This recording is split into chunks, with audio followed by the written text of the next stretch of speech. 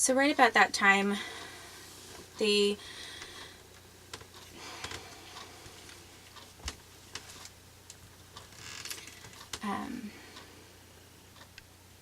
I'm saying a lot again because I've been basically had my left ear targeted almost most of the day today.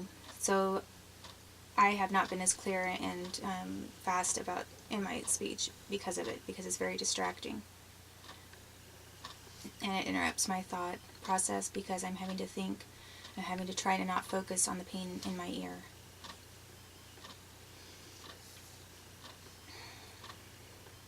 And in my teeth and neck as well. They're doing basically, it's all of the same things again.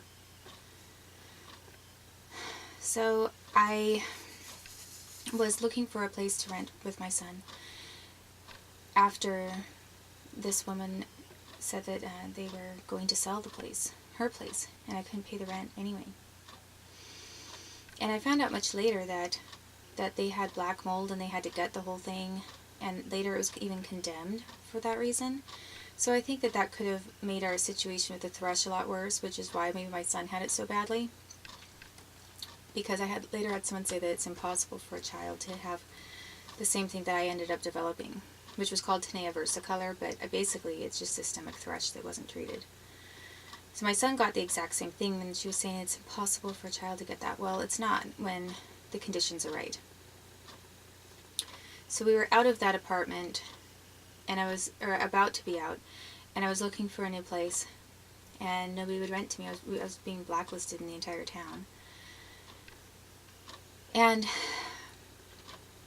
I went to this one Russian restaurant and asked about a place. I really liked what they had to rent because it was in a historic area, kind of a loft type of an apartment with very high ceilings and large windows, and I just thought it would be a really great, out of all the options, be a great space.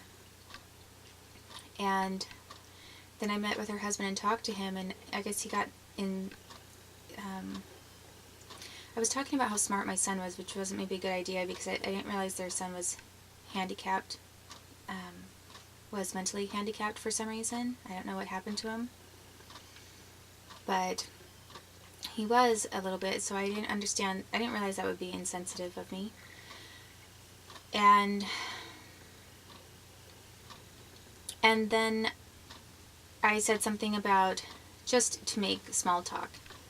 I had, followed the news, and since they were Russian or Ukraine, I think they were actually Russian, I made small talk about the guy who'd been poisoned, the Litvenko, who had uranium or something, or plutonium in his soup in England.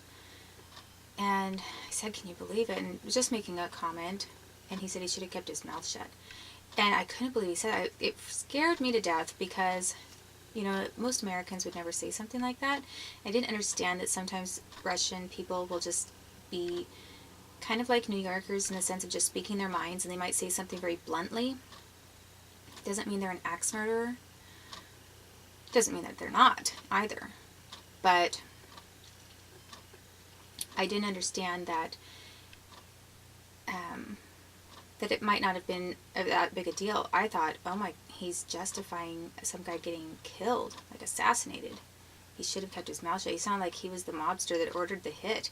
I mean, I just kind of overreacted a little bit, and I thought, I was scared. So I called the CIA. It was the first time in my entire life I'd ever contacted the CIA. I'd never called them. I'd never written to them. Never, to my knowledge, known anyone from the CIA. And some weird guy took my call, and I don't know that he was on my side at all. I mean, it's kind of risky to just call up some random stranger that you don't even see in person and then offer advice or offer a tip or some, and it wasn't even a tip, but it was really stupid of me to do. Stupid thing to do. And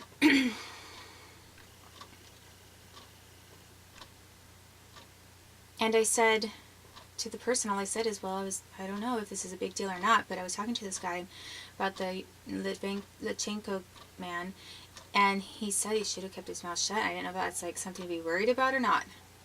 And that's all I said, and then after that, I was I was getting really bad glaring. I didn't get the apartment. I was getting glaring looks.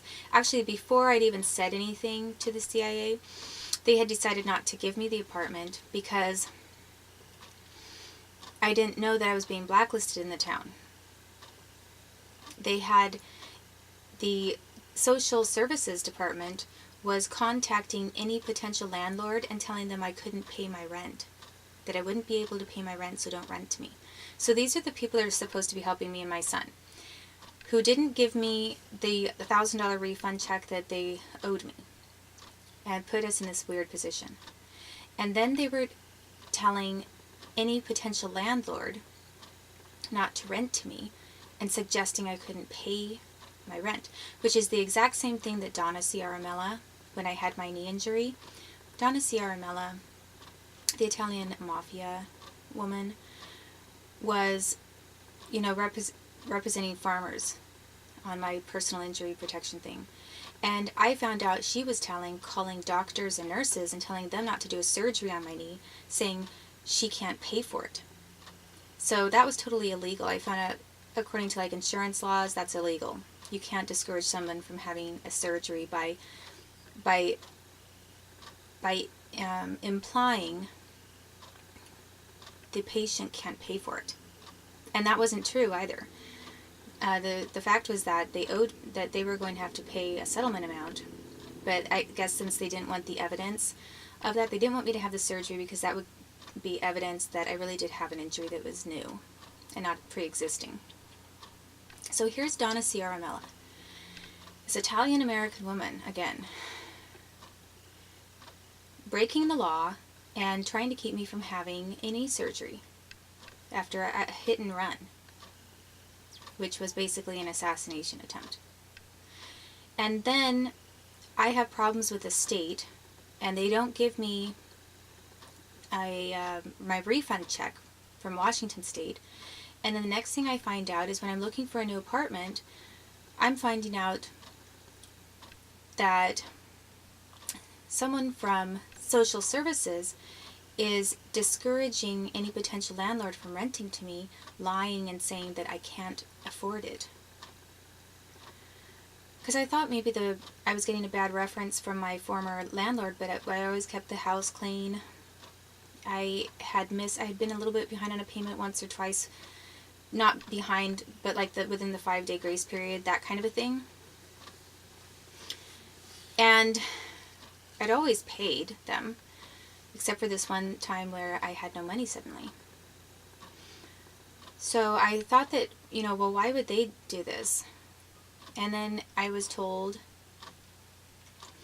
that the blacklisting was coming from social services. The same social services that was a sore loser when they lost their case against me about how they couldn't cut me off of benefits for my not giving them a social security number.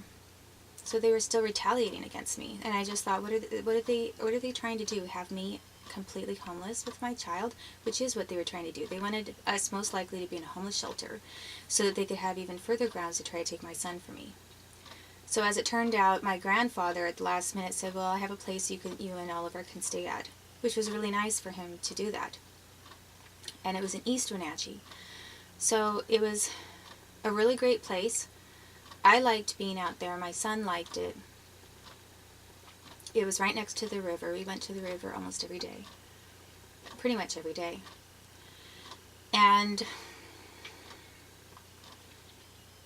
yet, and that, and then we were being tortured out there. And worse.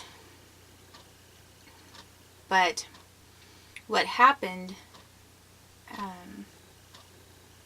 next is when I found out I was then, being blacklisted to this Russian couple, and then after I didn't have the apartment anyway, I saw them kind of following me around a little bit, or I thought that they were. I just saw them or maybe I just hadn't noticed them before. One time I saw her at the East Wenatchee Police Department or whatever, and I got kind of scared, so that's why I called the CIA, but I didn't have anything to say other than that, and that's not a tip. That's just saying someone voiced their opinion, which is not against the law in this country. But I don't know if that made more people mad at me and who thought that I was trying to do something wrong with their family, but I wasn't. I mean, I was doing the same thing that I did when I called up and said, I think James Whitey's running jogging through my neighborhood. I mean, I was just doing what I thought was a public service. I wasn't trying to harm any particular group or any particular family at all. At all. And I had nobody ever telling me what to do either. I was pretty much making all my decisions on my own. So after that, my son and I we moved to this place in East Wenatchee. And the torture against us in Medhow had not stopped. There was maybe like 1 week or a couple days where I didn't notice it again at night. For the most part, it was happening almost every night. And right at the time that I ended up not being homeless with my son, and I was moving to East Wenatchee, actually it was right before, I take that back. We were still at the house in Medhow, and I was about to be evicted because the state had not paid that check. And that's when they decided to up the ante and to harass me with a fraudulent, harassing CPS report claim against me. So already they had caused this incredible amount of stress, and my son and I were being tortured. And then they decide that they're going to bring CPS out to harass me. So what happened is I was at the hospital for a migraine again. And the first complaint, I believe, that was ever made was that I had taken my son home without a car seat, and so his life was endangered because he wasn't buckled into a car seat when after I had been treated for migraine on the way home. And it was a false report and a deliberate attempt to harass me because, first of all, I had 2 car seats. I had an infant one that was good up to maybe like age 1 or something like that. And then I had gotten a new car seat, and I had gone to the fire station in East Wenatchee to have it fitted into my car, or to show me how to use it and have it fitted properly.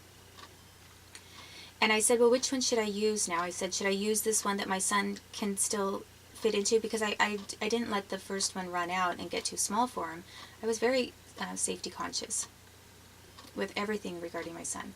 So I said, which one do I use? The one that he can still fit into, or should I be switching him over to this other one? And the fireman said, and this other person who was there who did that kind of thing, they're having some kind of a free clinic on it, which I went to. They said, it doesn't matter. You can choose, because your son right now can fit into the one. He's at the right weight and age where he can fit into this baby one still, and he can also use this other one. So it's up to you. It doesn't matter which one you use. So I said, okay. So I had one fitted into my car, buckled in, that I used, and the other one I just left down on the floor of my car. So I had both of them in my car, and they were never I never left one at my house. I just, for whatever reason, I just left it there in my vehicle. And I went to the hospital. I was treated for a migraine for once. And when I left with my son, they said you can't drive, because I had driven there, obviously, with my son, unmedicated. And they said, well, you just received some narcotics, so you can't drive. Okay, so remember that my migraines are not even natural, so somebody triggered a migraine to occur on a particular date, I guess, when somebody that they knew was going to be working at that hospital. Because nothing is an accident or just by chance anymore, is it? It's not. I mean, these people have been strategically setting me up for years.